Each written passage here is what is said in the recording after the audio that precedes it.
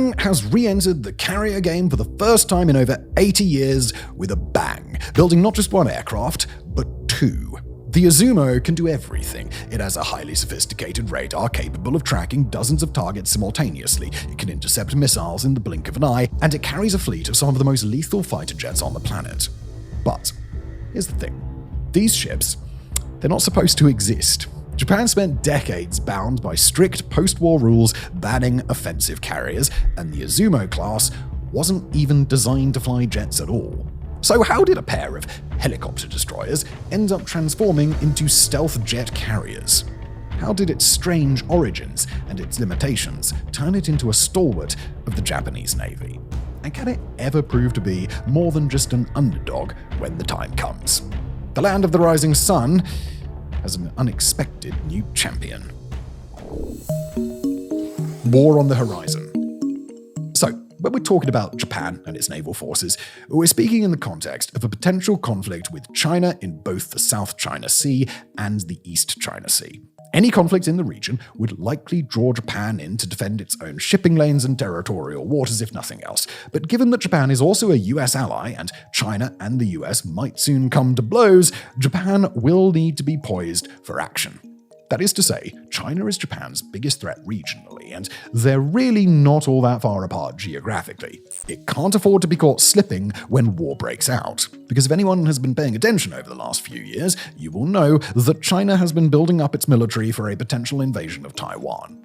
So, not only is such a conflict possible, it's growing more probable all the time, especially with the Japanese-owned Senkaku Islands nearby. And the Japanese military clearly thought the same, because they realized that with a potential conflict in the region, they would need something that could help defend Japan, something tangible, something that could be a force multiplier on the water.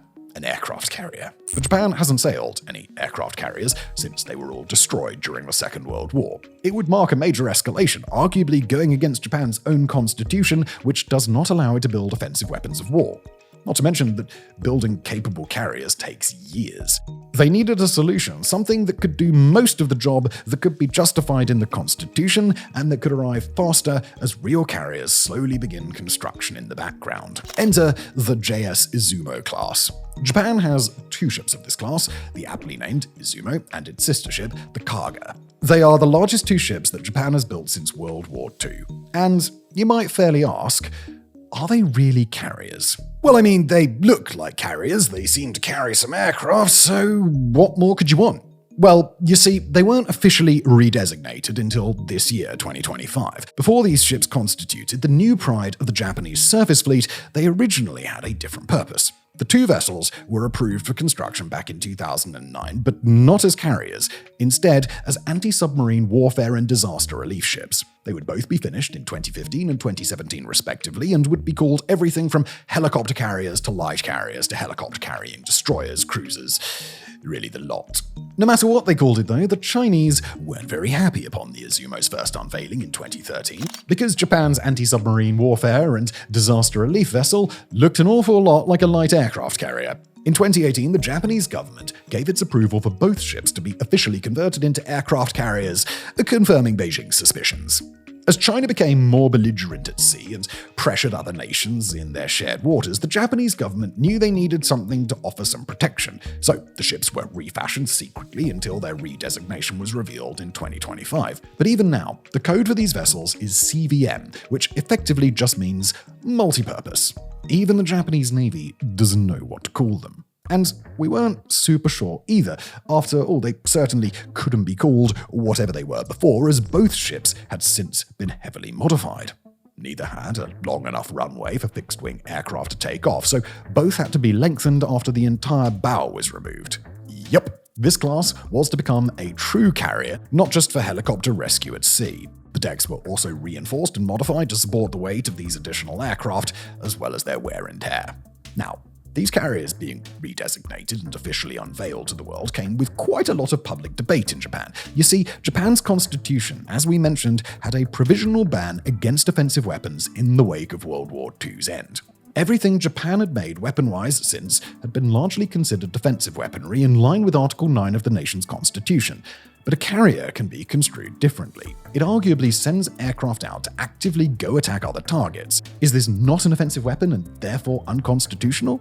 So Tokyo and its lawyers did what lawyers do best. They just made some shit up. Japan has officially classed the ships as defensive in nature, and whilst that seems like a remarkably easy way to get around this part of the Constitution, you will see in their design that these two vessels were actually built with defense primarily in mind. But there is still some controversy surrounding the vessels, with them gaining considerable media attention, as these will be the first Japanese carriers since the 20th century, replete with the rising sun flag and all. Now, it's unknown whether the plan genuinely changed to turn these carriers in the wake of increased Chinese aggression in the region, or whether there was always a pretense that would eventually be dropped, but we think it's the former, and we'll tell you why. These ships were never supposed to be aircraft carriers, and as you will see shortly, they've got some serious limitations. If this was the plan from the get-go, why not just secretly build a true carrier instead of these mini-carriers? It surely would have been cheaper and less time-consuming to just build a carrier from scratch. The rapid conversion of both of these vessels into aircraft carriers suggested that Tokyo knew it needed something that could work in the immediate short term. Whilst not a perfect solution, they provided the three things that the Japanese government needed in that moment. It could be done quicker than a traditional carrier, provide most of the utility, and it skirted a constitutional crisis. So Tokyo finally had its little carriers. So what could they do when push comes to shove? Well, let's put them through their paces. Small but mighty. So, what can we make of Japan's little carriers that could when we look at the specs? Well, for starters, it cost 113.9 billion Japanese yen to build the first one. That's about 1.5 billion US dollars, which is a hefty sum for just 248 meters. That's 814 feet of length. It's just 38 meters or 124 feet wide too. As far as carriers go, that's pretty small. Even the INS Vikrant, the old Soviet carrier that the Indian government bought from Ukraine in the 90s, is longer than that by almost 15 meters. And it's decades older. This size disparity is reflected in the Izumo's displacement of just 27,000 tons when fully loaded, which makes it more in line specs-wise with light aircraft carriers. This is also about right given its armaments, which are limited to 2 Mark 15 CRAM missile launching systems and 2 Mark 15 Phalanx close-in weapon systems. Both are very capable, but despite the word destroyer being attached to this ship for many years, the Izumo won't be doing all that much destroying in battle, at least not directly. But honestly, that's probably wise, given that it's on the small side. Now look, size isn't everything, so the Izumo being somewhat undersized shouldn't take away from its good qualities, but it is supposed to be an aircraft carrier at the end of the day. A smaller area means fewer aircraft can use it at any one time, it means fewer can be stored, and it means fewer can defend the ship. If anything, it speaks to the feeling of urgency inside Tokyo to get something that at least can act like a carrier, hence why these ships were retrofitted and reclassified.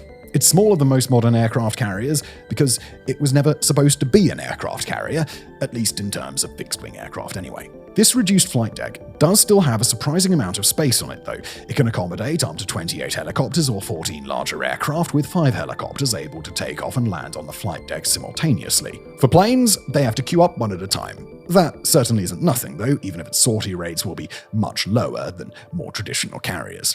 For what Japan needs to defend its territorial waters, it's certainly an upgrade on the lack of options that the nation had before. Before the ships were modified and reclassified, they had an internal complement of 7 SH-60JK anti-submarine warfare helicopters and 2 search and rescue helicopters. This makes sense, as helicopters were ideal aircraft for the missions this ship was previously supposed to be going to go on. But now it's different. And whilst having enough of a runway for fixed-wing takeoff is good, helicopters are more fragile, and the reality is that the Izumo has far more of those that it has to rely on. But when they can get them in the air, the fixed-wing option is pretty good. You might have heard of it, the F-35 Lightning II-B. Yep, Japan has gone playing in Uncle Sam's war chest, and they seem to have found the best toy to take home with them. Because the Izumo's flight deck is so short, only certain aircraft can take off from it, and they have to have STOVL, or short takeoff and vertical landing capabilities, which the F-35 II-B does have. And this certainly changes what you might have thought of this Frankenstein-together mini-carrier class before, because even a handful of F-35s on your side is a great asset to have in almost any scenario. Although it's worth saying that such vertical takeoffs or landings will be slower than traditional launch methods, further lowering sortie rates. What else?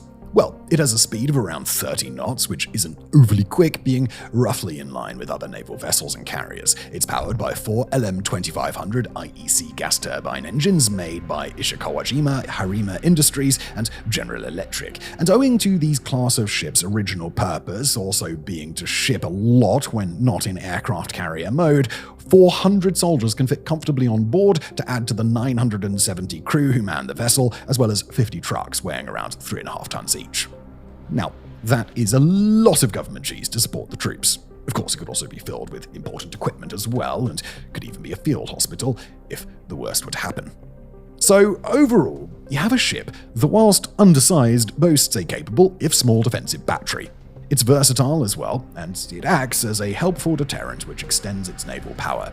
Yes, it's undersized, and that has its drawbacks mainly in terms of true battlefield utility, but it still represents an upgrade in this department for Tokyo that the nation didn't have before. And with China gathering steam on the horizon, Japan may need all the help that it can get. So it's useful then that the Izumo-class comes with some pretty cool toys.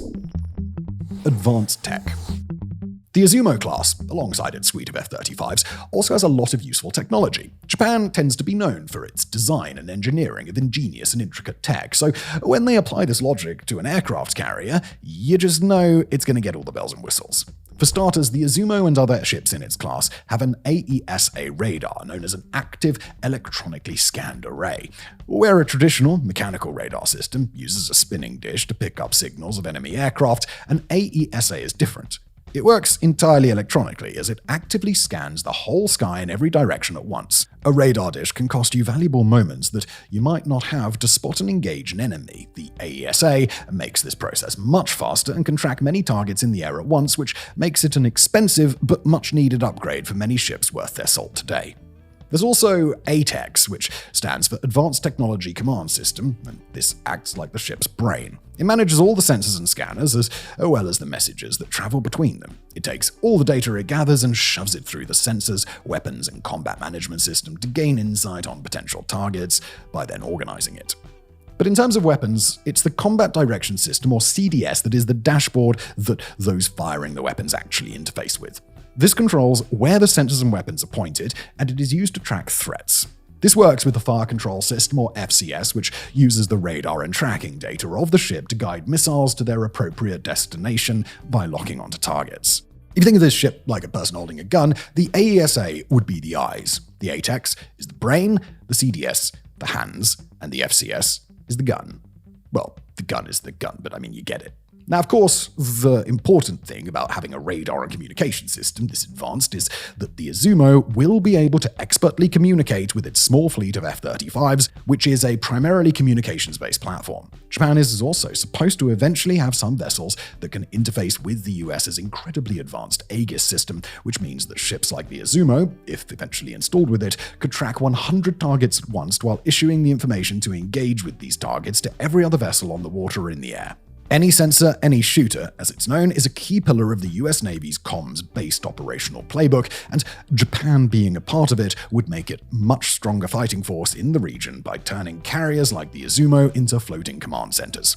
Whilst Aegis isn't part of the Japanese military yet, Izumo is already a comms-based platform and is a good case for how Japan could utilize it very well. Next, we have the Surface Search Radar, a separate radar that specifically can search for ships, small boats, and surface objects at sea. Once again, the disaster relief origins make sense here, as it would theoretically use such a radar to search for lost people, boats, or supplies on the water. With Japan seeing more than its fair share of natural disasters over the years, this kind of technology is really useful when such events occur. But this is a warship now, and a surface radar clearly has its uses here as well. Whilst the AESA tracks the sky, threats can often appear on the water too. Fast attack boats, other surface ships, and even things like floating mines all pose various threats to carriers, and a surface radar of any kind helps to nip those threats in the bud before they can cause serious damage. But threats can come from below the surface as well. So the Izumo also has a bow sonar system, which listens to threats from submarines. Of course, this is the ship's bread and butter, as anti-submarine warfare was what it was built for in the first place. You don't need me to tell you that it's probably important for an aircraft carrier to have anti-submarine measures, as they can be some of the only attackers capable of getting close to a carrier in an escort party. Although despite its anti-submarine warfare label, it does not feature any depth charges as part of its defenses. In fact, it might appear pretty under-equipped as far as anti-submarine warfare goes. But you'd be wrong about that, and here's why.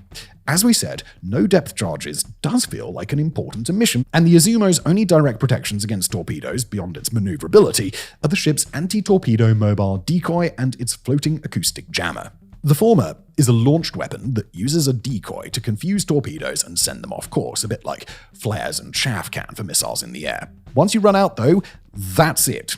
But the Izumo isn't left totally defenseless, because the latter is a jammer fired into the water that generates noise, also confusing torpedoes.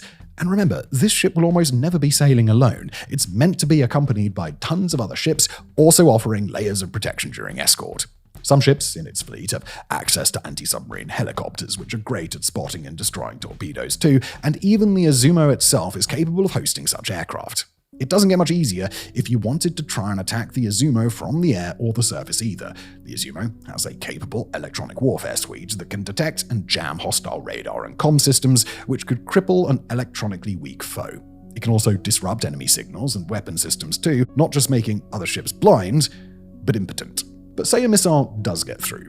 Well, remember those chaff launchers for torpedoes? Well, the Izumo has some traditional ones too. Of course, if it even needed to use these, it would mean that an enemy was capable of getting a missile past a whole host of ships, jammers, and F-35s circling in the air. You just can't hit this thing easily. So you could probably see how it is defensive. So we told you just about everything there is to know about this mini carrier, light aircraft carrying helicopter destroyer 3000, or whatever you want to call it. And honestly, we're pretty impressed, especially considering that these ships were never intended to be aircraft carriers in the first place. You've got a reasonably agile, useful ship that can be utilized as a mobile command center and comms hub that's very hard to hit, with an assortment of some of the most capable fighter aircraft on the planet protecting it. That makes it formidable in a skirmish, and can ensure that the Japanese fleet puts its best foot forward when it's getting into a fight. On almost all accounts, you kind of have to call it a success, or at the very least, it's a major capability upgrade for the Japanese Navy, despite the non-traditional process. But all of that won't matter if it can't defend itself against another force. After all, the Japanese carriers of old were impressive too, but now they're coral reefs. So we have to ask the question, when the big one comes, will Japan be ready? Will it work? And that question really boils down to, can the Izumo help defend Japan against China? And listen, could it help? Yeah, absolutely. Could it allow the Japanese Navy to support another allied force in the region? Almost certainly. But would it still lose a war with China if it fought one today? Yeah, most probably. China's manpower advantage alone makes it a very hard adversary to fight.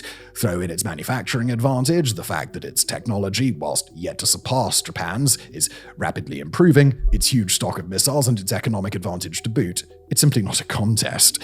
That's no slight against Japan. It would just need a lot more than 2 converted mini-carriers to fight off China by itself. Now, in all likelihood, Japan wouldn't be fighting China by itself, but as one of several nations fighting China in the East and South China Seas. In this scenario, the Izumo-class with an escort would likely be able to hold its own, at least for a time. F-35s help with this, as do all of the Izumo's various systems. The F-35s, by themselves, they act as a deterrent, as does the ongoing training Japan and the US are undertaking in the region. Both countries are working together to optimize the F-35 and Japan's Navy for this landscape, so when the time does come, their combined doctrine will be highly effective. Throw in the potential future integration of the Aegis network, and the Izumo and its attachment of aircraft suddenly become a primary target if you're Beijing. Because there are vulnerabilities here, it is not impossible to see a scenario in which China could overwhelm the Izumo and other Japanese ships with its massive stockpile of cruise missiles. The Izumo has a good defense, but it could be susceptible to being overwhelmed by a massive amount of ordnance. And if your command center goes down, it does not bode well for the rest of a fleet now disorganized and scattered. Drone warfare, and especially naval drone warfare, is ramping up all over the world, and so is drone swarm technology. The Izumo will need to make sure its electronic countermeasures are equipped for the task, or it could even use drones to defend itself. The Izumo is actually an ideal carrier to work with drones too, given its shorter runway is less affected by light drones. This potential helps the Japanese Navy future-proof the Izumo and Kaga for when true carriers eventually replace them. These are vulnerabilities, yeah, but that doesn't mean this ship and its ilk are indefensible. Far from it. Interacting with the landscape around it, surface combat ships, submarines, the F-35's missile defenses, and more, Japan could realistically be able to control important sea lanes against a partial Chinese surface fleet under the right circumstances by using these ships. F-35s give the Japanese fleet a surveillance range in the hundreds of miles, and the comms network will be working in harmony to blow up everything without a rising sun flag on it. It could be a very difficult force to dislodge without a significant amount of firepower, attention, and effort, which is ideal for China's adversaries. A straight slugging match wouldn't last long, but China may not have the resources to spare on Japan. And that leaves us with a little carrier that could. I mean, it really could. Despite being relatively undersized for a modern carrier and not even being designed to be a carrier in the first place, we have something that's capable, reliable, flexible, and dangerous. Japan is planning more carriers of their own made from scratch, but in the meantime, the Izumo-class will do in a pinch to plug gaps. As we've said a few times in this video, they're better off having them than not. Japan having its largest ships and first carriers since the Second World War is a big deal. It says a lot about seeing violence on the horizon, and it says a lot about the Japanese spirit to meet such adversaries head-on. The Izumo is not perfect, but it really embodies Japan as a nation today. Small but mighty, adaptable but efficient, organized but deadly, and above all, ready for any eventuality. But no matter what you think of the Izumo-class, whether you believe they're heaps of junk scraped together at the last second, or if you think they're an impressive addition to the nation's naval capabilities, we can all agree on one thing. If that violence on the horizon does one day arrive, Japan is going to need it. Thank you for watching.